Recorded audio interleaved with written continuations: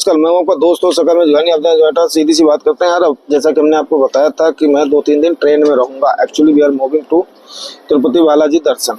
तो उसके बाद में आप लोगों को अपडेट करने के लिए अभी थोड़ा सा वॉइस का, जब तक मैं ट्रेन में रहूंगा वॉइस रिकॉर्डर ही इस्तेमाल कर सकता हूँ। बिकॉज क्या हुआ कि AC1 में सीट नहीं अवेलेबिलिटी थी एंड 2 में भी नहीं थी, तो अभी 3 में ही हमें मिल पाया। बट फिर ठीक है, फिलहाल साफ़ सुथरी है।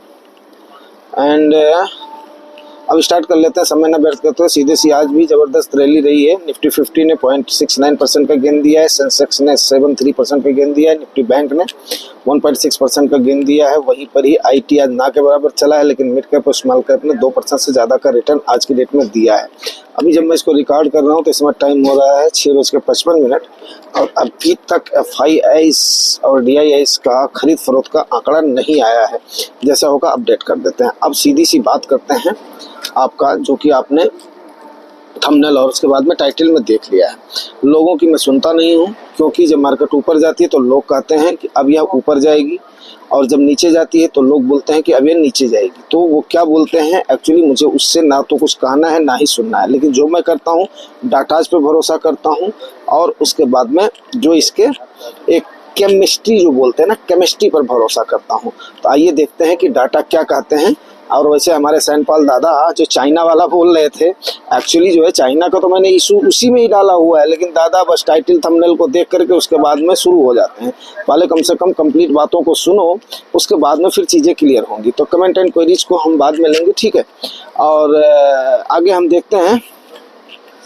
तो आप देखो दोस्तों, डाटा में जो बोलता हूँ, जो हमने कुछ दिन पहले आपको एक वीडियो डाला था कि जिसमें आपको 300 SM में के नीचे आपकी मार्केट गई थी एंड P 19.6 हो गया था। तो 19.2 आपको हमने बोला था ना, 19.6 एंड 19.2 को याद रखिएगा। याद करिए वीडियो, अगर आप लोगों ने ध्यान से सुना होगा तो वही का ही ट्रिगर ले करके उसके बाद में मार्केट ने रिएक्ट किया है। लेकिन क्या कंटिन्यूअस रिएक्ट करेगी या क्या आपका बुल फेज आ गया है, तो ऐसा मेरा मानना नहीं है। बिकॉज क्या है, यहाँ पर इमोशनली कुछ भी नहीं चलता है दोस्तों। अगर आप इमोशन में आओगे, आप फोमो आपके ऊपर हावी होगा, तो काफ़ी सारे इफेक्ट होगा और अपने कार्पस को गंवा सकते हो। गंवा सकते हो का मतलब जो है, आप वहाँ पर अपना कुछ न कुछ नुकसान कर सकते हो। कैसे कि आपका एक्युमुलेशन कम हो सकता है या आप गलत फैसले ले सकते हो। तो आइए यहाँ पर हम लोग देखते हैं कि 2-3 ट्रिगर जो हमने लिया था। आपको याद होगा DIIs का 40% खरीदारी का इंक्रीज करना, नंबर 1। एंड जून 3, 2024 को हम आपको ले करके चलेंगे। इमेजिनरी उसमें चलिएगा। जून 3, 2024 को जब इलेक्शन से एक दिन पहले, उस समय 3 जून को आपकी जो मार्केट का डाटा था निफ्टी का, वो था 23,263, बिल्कुल याद रखिएगा। और 4 जून को वहाँ से मार्केट ने डिप लिया था, 21,884 का डिप लिया था, ठीक है। वहाँ से 21,800, जिस दिन आप लोगों ने, बहुत लोगों ने हल्ला किया था कि हमें आज की NAV नहीं मिली, NAV नहीं मिली। उसके बाद में 5 जून को 22,620 रहा है, और उसके बाद में 7 जून को 22,821 रहा है।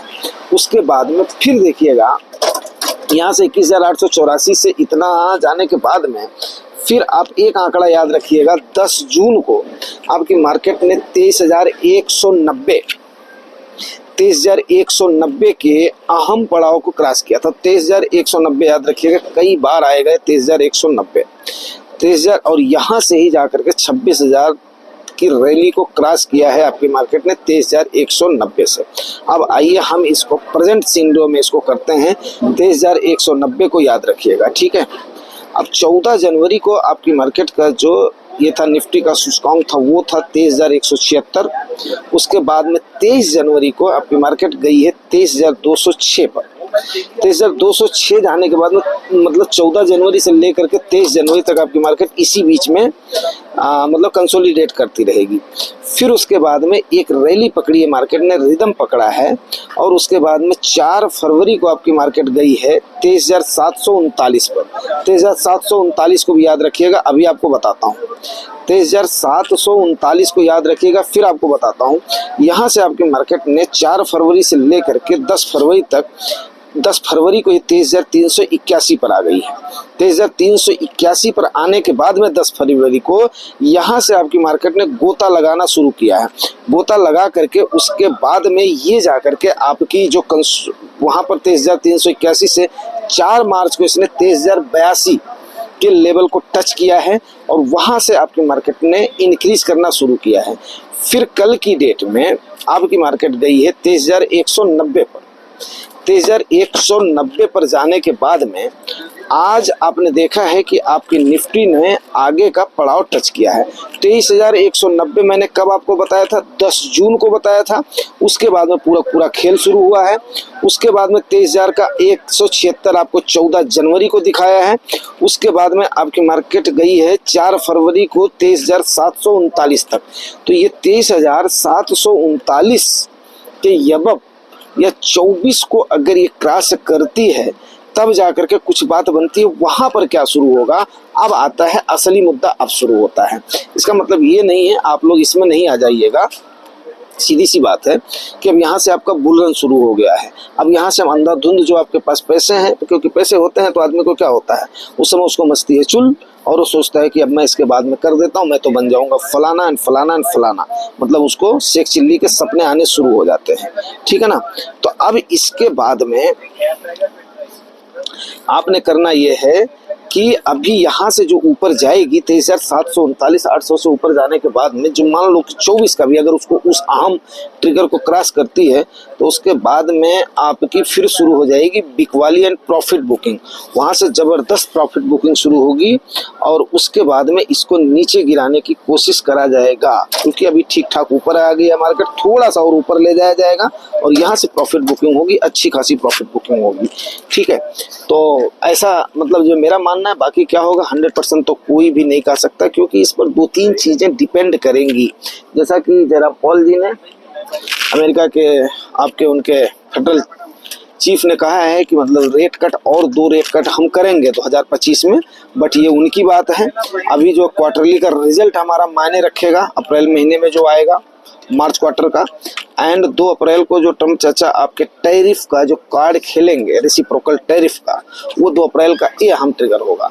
तो यहाँ तक अभी आपने फोमो में नहीं आना है, फड में नहीं आना है। चाइना क्या कर रही है, चाइना वैसे बेल कर रही है, उसकी कंपनियां बेल कर रही हैं और उसके स्टिमुलस पैकेज वगैरह कर रहे हैं।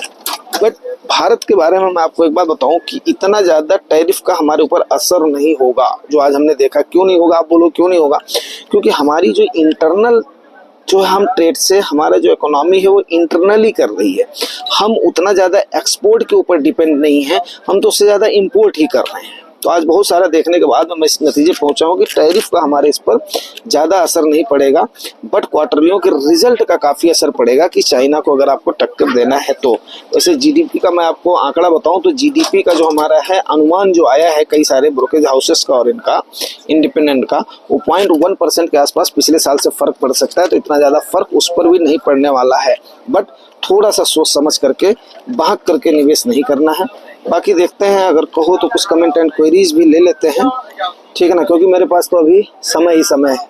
तो कमेंट एंड क्वेरीज में अगर मैं ले लेता हूँ तो आपको कमेंट एंड क्वेरीज में, लेकिन आप लोग थोड़ा सा लड़ा वड़ा मत करो भाई। सबसे बड़ी बात क्या होती है, सैन पाल दादा लड़ जाते हैं। अब सैन पाल दादा हमारे लाडले हैं, आप सबके लाडले हैं, ऐसा नहीं है। वो कुछ भी बात मन से नहीं बोलते हैं, दिल से उनकी बात निकल जाती है। लेकिन फिर भी दादा थोड़ा सा भी आपको भी कंट्रोल करना चाहिए। उम्मीद करता हूँ आपको पूरी बात को आप तुरंत ही टाइटल थंबनेल पर जा करके आकलन लगा ले तो अंदर सुनना चाहिए। इसीलिए मैं जानबूझ करके भी उसको चेंज कर देता हूँ कि ताकि लोग अगर जो नहीं सुन रहे हैं उनको जाने दो।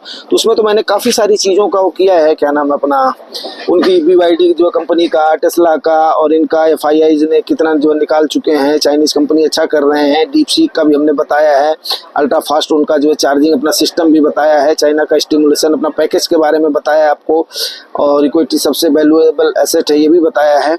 तो ये सारी चीज़ें हमने आपको बताने की कोशिश तो करी है। चलिए उसके बाद में अब हम ले लेते हैं थोड़ा सा कमेंट एंड क्वेरीज को। और मार्केट का बॉटम बन गया है क्या चाचा जी? हाँ, उस दिन हमने इसका जो है जवाब दे दिया था। मार्केट का बॉटम तो नहीं कह सकता हूँ, बॉटम आउट तो नहीं कह सकते इसको, हाँ, लेकिन ये है कि उस लेवल पे देखो 300 DM है और 19.6 को उस वाले वीडियो को आपने देखा होगा पीसफुल जी, तो उस समय हमने इस चीज़ की चर्चा करी थी। बट ये थोड़ा सा क्या है कि बुल रन तो नहीं कह सकते हैं इसको, बट यहाँ से मार्केट जो है ठीक ठाक ऊपर जा सकती है 24 तक या 23,700 समथिंग तक उसको जो क्रॉस कर सकती है। 24 को क्रॉस करना तो अभी मुश्किल है, और वहाँ से फिर प्रॉफिट बुकिंग वगैरह शुरू हो जाए। कट्टी मनी सर ने थैंक्स बोला है। वीडियो में फोटो में चेंज कर दिए सर। देखो, एक फोटो पर डिपेंड रहना ठीक नहीं है, और सीधी सी बात है कंटेंट थोड़ा सा ठीक ठाक होना चाहिए। जो है विकास शर्मा सर, तो फोटो वगैरह तो बीच में कुछ भी डाल दो, जो है सिंबल ऐसा तो कुछ है नहीं। गुड मॉर्निंग वानी जी, ओके सर, गुड मॉर्निंग। गौरव सर बोल रहे हैं बहुत सही बात कही है, ये रिटेलर्स को फंसाने की रैली है, बिल्कुल बर्बाद करने की चाल रची जा रही है। फोटो कहाँ से लाए बाबू? सर फोटो वगैरह अपनों की है। तो रंधवा सर बोल रहे हैं भारत का प्रथम देसी इन्वेस्टमेंट गुरु Jukhani ji, sir thank you very much, मुरीद हुआ आपका। सखा जुखानी जी, आपका चाय कहाँ है? सर चाय कभी मिल जाती है, कभी डांट मिलती है, आपको तो पता ही है घर का। नाइस, आदमी का चंचल स्वभाव है बहुत, कहा सखा जी। 1.5 की मर्यादा खत्म हो गई है सर, देखते हैं उसके बाद में इमरजेंसी फंड का उपयोग करके बाजार के उठा पटक से म्यूचुअल फंड में भी अर्निंग की जा सकती है। सर इतना अगर आप लोगों के पास समय है तो आप लोग कर सकते हो, मेरे को तो नहीं लगता है कि इसमें वो किया जा सकता है। इसलिए सर सबको जो है सही राय देनी है मेरे ख्याल से, और हम लोग सब अपना कमाऊ खाऊ लोग हैं, तो इतना ज़्यादा समय हमारे पास नहीं है। सर जितना लंबा गिरेगा उतना ही खुश होता हूँ, रोहित सिंह जी बोलते हैं। एमएफ यूनिट ज़्यादा मिलेगी, लॉन्ग टर्म में फ़ायदा होगा। यस एब्सोल्युटली सही है, बट यू आर यंग गाई, आप बिल्कुल कर सकते हो, बट मुझे तो सबको लेकर के चलना है।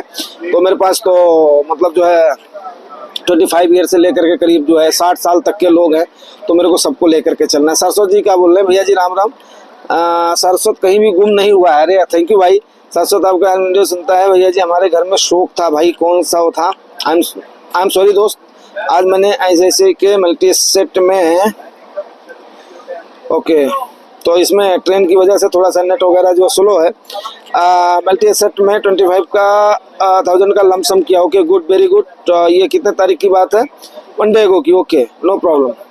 आज गुरुवार को सुबह फोमो में नहीं, किंतु मार्च महीने में टारगेट पूरा करने के लिए 1 लाख कर दी। ओके सर नो प्रॉब्लम, ठीक है सर, ये कोई वो नहीं है, इतना जो है बुरा नहीं है टाइम है।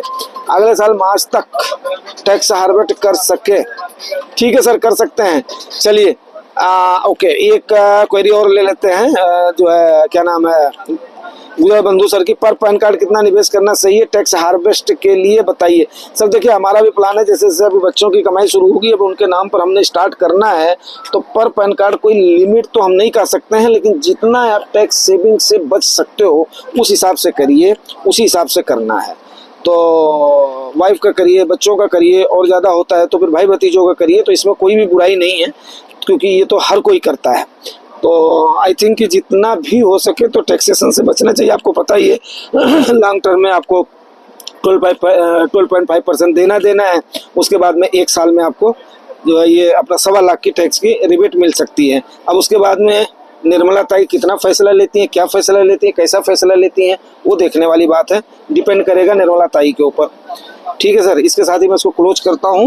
उम्मीद करता हूँ फिर अभी कल भी मैं ट्रेन में रहूँगा, आज रात में भी, कल के दिन में भी, और परसों मैं आपसे फिर कांटेक्ट हो पाएगा। लेकिन ये है कि ऑडियो अपडेट आप लोगों को मैं करता रहूँगा। तो उम्मीद करता हूँ कि आपको हरियाली देख करके काफ़ी खुश हुए होंगे, और हरियाली मुबारक हो, काफ़ी दिनों के बाद में आई है। और चलिए बालाजी आप सबके ऊपर दया करें, बहुत कुछ देने के लिए जाने जाते हैं। तो मैं जुगानी टॉक्स के परिवार की तरफ से आप लोगों को बहुत बहुत ग्रीनरी की बधाई देता हूँ। Thank you very much, thank you.